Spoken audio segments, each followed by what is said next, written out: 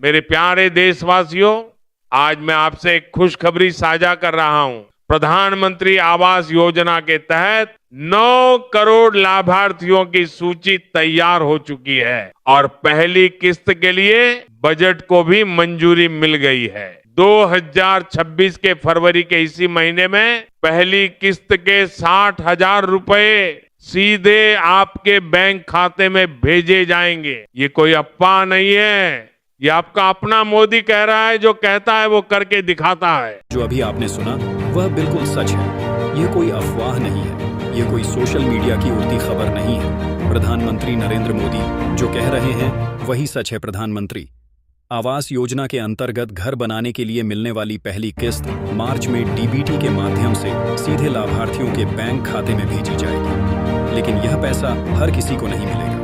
यह पैसा सिर्फ उन्हीं लोगों को मिलेगा जो इस योजना के लिए पूरी तरह पात्र हैं। प्रधानमंत्री आवास योजना भारत सरकार की एक बहुत ही महत्वपूर्ण योजना है, जिसका उद्देश्य देश के गरीब, बेघर, कच्चे मकान में रहने वाले और आर्थिक रूप से कमजोर परिवारों को एक पक्का, सुरक्षित और सम्मानजनक घर देना है।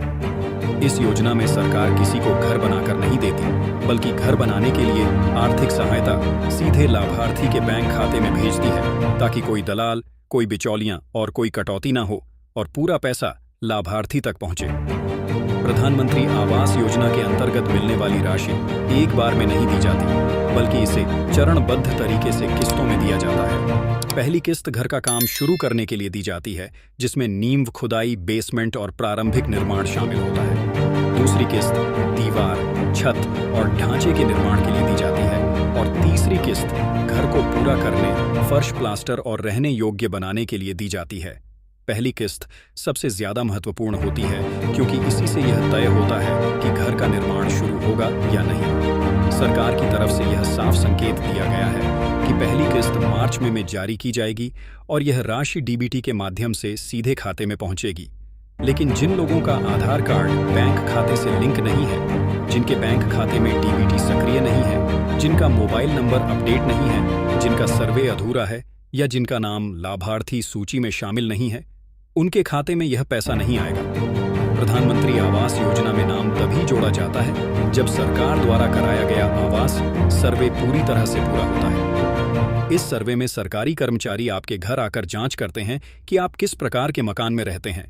मकान कच्चा है या पक्का, आपके परिवार की आर्थिक स्थिति क्या है, आपके परिवार में कितने सदस्य हैं और आपके नाम या परिवार के किसी सदस्य के नाम पहले से कोई पक्का मकान तो दर्ज नहीं है। इन्हीं सभी तथ्यों के आधार पर लाभार्थी सूची तैयार की जाती है।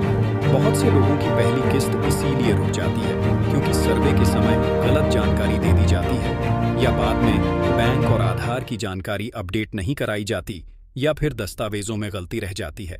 कई मामलों में देखा गया है कि नाम सूची में होने के बावजूद डीबीटी बंद होने के कारण पैसा अटक जाता है। इसलिए अगर आप चाहते हैं कि प्रधानमंत्री आवास योजना की पहली किस्त बिना किसी रुकावट के आपके खाते में आए, तो आपको यह सुनिश्चित करना होगा कि आपका नाम आधिकारिक लाभार्थी सूची में शामिल हो, आपका आधार कार्ड आपके बैंक खाते से लिंक हो, आपके बैंक खाते में डीबीटी सक्रिय हो, आपका मोबाइल नंबर अपडेट हो और आपके दस्तावेज पूरी तरह सही हो।